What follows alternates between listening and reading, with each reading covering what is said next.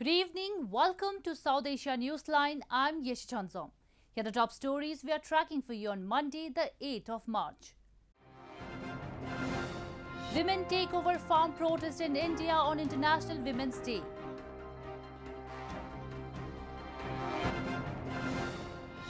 UN seeks leading role for Afghan women in peace process.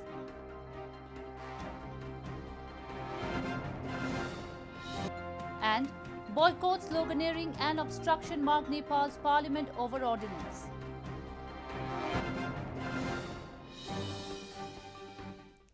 And now for all the details.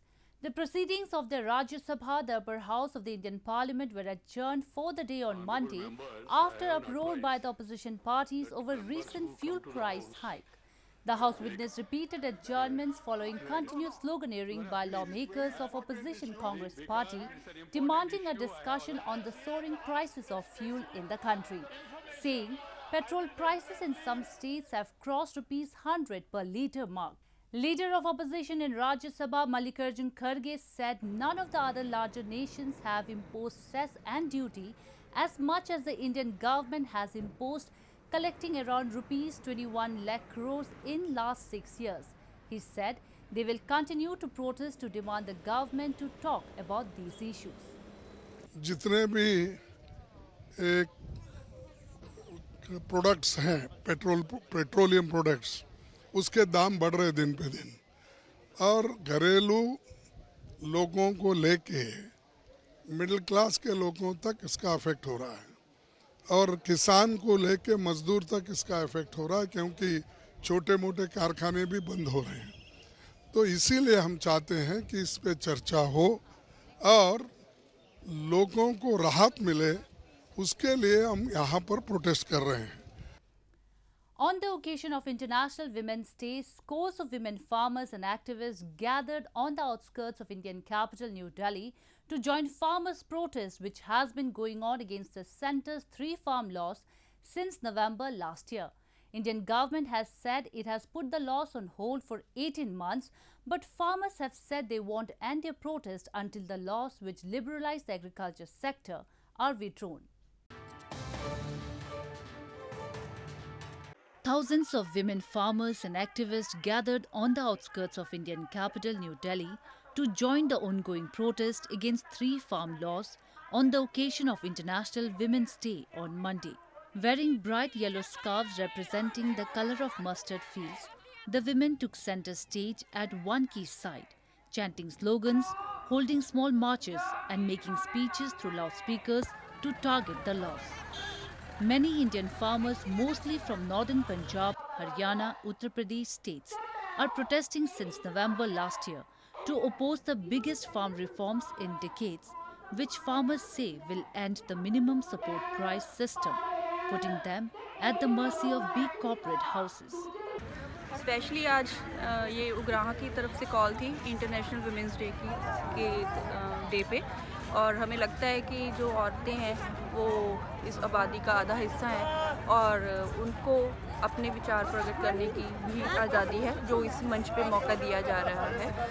जो आज अंतर्राष्ट्रीय महिला दिवस मनाया जा रहा है, ये बड़े दुर्भाग्य का विषय है कि एक महिला, एक बेटी आज सड़कों पे इन प्रधानमंत्री की वजह से आज सड़कों पे बैठी है।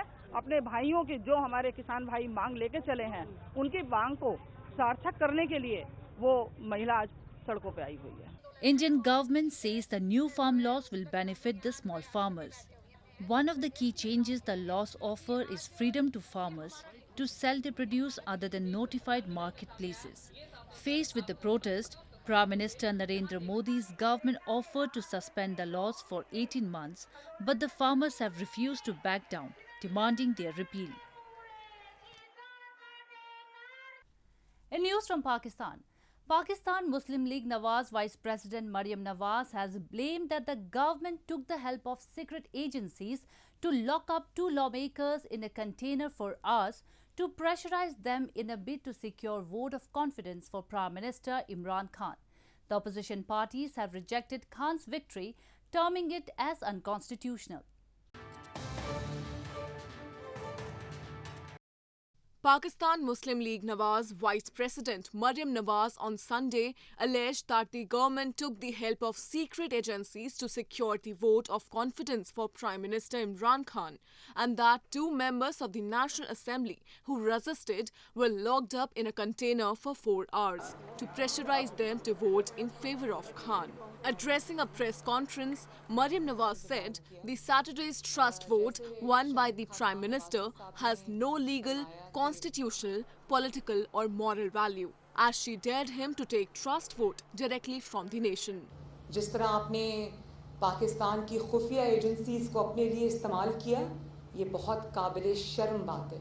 क्या एजेंसीज पाकिस्तान में इसीलिए रह गई हैं? क्या यही उनका रोल होगा कि जिस शख्स को अवाम धुतकार रही है, जो अवाम का मुजरिम है, जिसने उनकी ज़िंदगी अजीरन बना दी है, आप उस शख्स को बचाने के लिए आप अपने इदारे को सियासत में झोंकते हैं?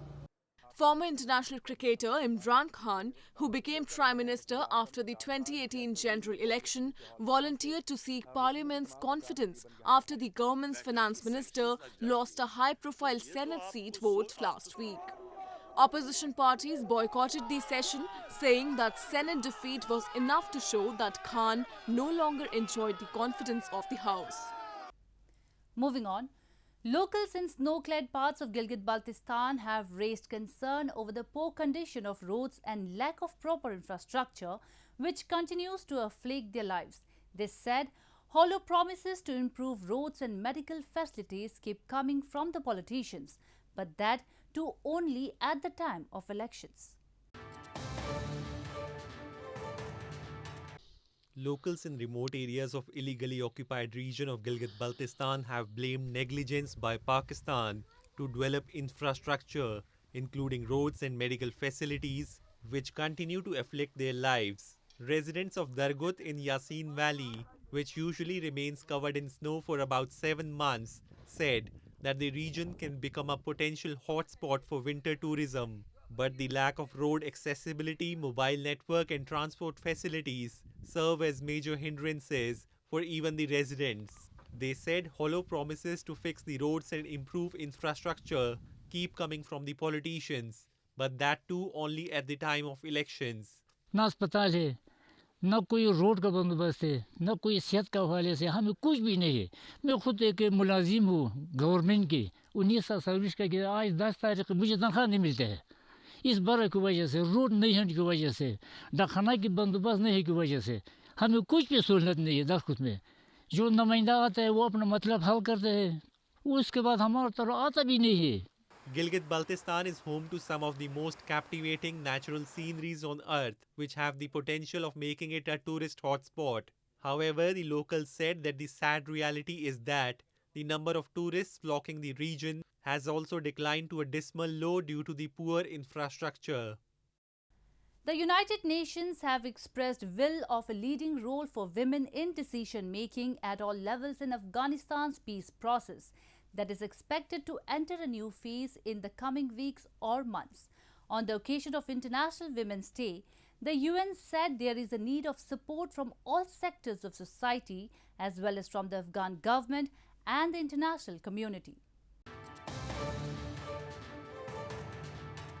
The United Nations, in its statement on International Women's Day, said to give Afghan women a leading role in peace, there is a need of support from all sectors of society as well as from the Afghan government and the international community. Deborah Lyons, the Secretary General Special Representative for Afghanistan, in the statement on Monday said the peace process has brought to the fore strong Afghan women leaders who have negotiated on behalf of the Islamic Republic of Afghanistan. Lyons asserted empowering these women and expanding women's participation will be critical to ensure a sustainable peace that protects the rights of all women. The remarks come as peace process is expected to enter a new phase in the upcoming weeks, but violence and targeted killings have surged in Afghanistan. Afghan President Ashraf Ghani, in a bid to push forward the peace talks with the Taliban, has even announced that his government is ready to discuss holding fresh elections, insisting that any new government should emerge through the democratic process. Moving on to news from Nepal. The House of Representatives, which met on Sunday after it was reinstated by Nepal Supreme Court order last month, witnessed unruly scenes with opposition lawmakers demanding that the government withdraw the Constitution Council Amendment Ordinance, while the Pushpa Kamal Dahal, Madhav Kumar Nepal faction demanding that Prime Minister KP Sharma Oli clarify which party's government he was leading after Supreme Court nullified 2018 formation of ruling Nepal Communist Party. Nepal's House of Representatives met on Sunday after it was reinstated by the Supreme Court on February 23, overruling Prime Minister KP Sharma Oli's decision of December 20 last year to dissolve it. Opposition lawmakers from the Nepali Congress and Janata Samajwadi Party Nepal raised slogans demanding that the government withdraw the Constitution Council Amendment Ordinance. The ruling party lawmakers close to Pushpa Kamal Dahal and Madhav Kumar Nepal walked out of the house over its agenda. The Dahal Nepal faction also demanded that Oli clarify which party's government he was leading after the Supreme Court nullified the unification of the erstwhile Communist Party of Nepal Unified Marxist-Leninist led by Oli and the Communist Party of Nepal Maoist Centre led by Dahal. The Supreme Court decided to award the Nepal Communist Party to Rishiram Khattal, who had registered the party at the Election Commission in his name prior to the formation of Nepal Communist Party.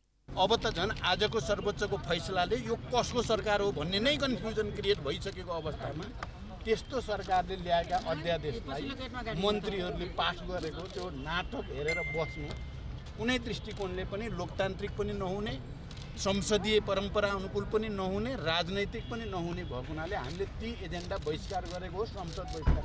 Oli was elected Prime Minister as the leader of the Unified Marxist-Leninist in February 2018, 3 months before Oli and Dahal announced merger of their parties to form the Nepal Communist Party. The alliance is now headed for a split within 2 years of unity after Oli decided to dissolve the lower house on December 20. In news from Sri Lanka, Sri Lanka's Catholic churches observed Black Sunday demanding justice for victims of the 2019 Easter Sunday suicide bomb attacks, which killed more than 290 people and injured nearly 500.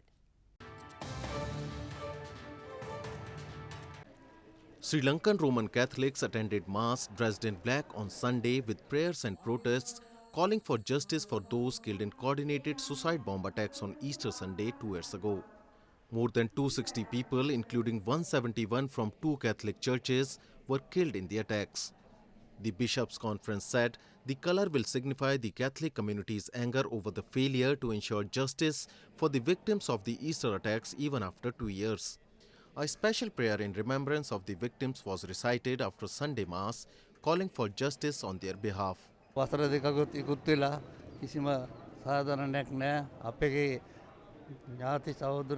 देशीगाना Akali मेगिया तात सहन कोट्सा अंगविकरेला उत्पलवेला इन्वा एक किसी में साधारण त्याग इटवेला ने. Today the Catholic Church has come together for a silent protest, and we have all started a campaign called the Black Sunday campaign, which will continue till the 21st of April.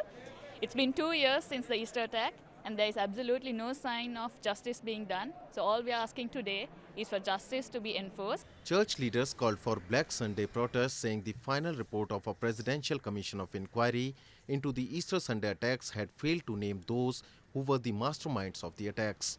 Islamic extremist suicide killers targeted 3 tourist hotels and 3 churches on Easter Sunday morning in coordinated attacks in 2019. Well, that's all we have for you from South Asia this evening. Now our viewers can watch the show on SouthAsiaNewsline.com. You can also visit us on Facebook.com/AsAsiaNewsline and follow us on Twitter @AsAsiaNewsline. That's all in tonight's edition. We will see you same time tomorrow. Good night.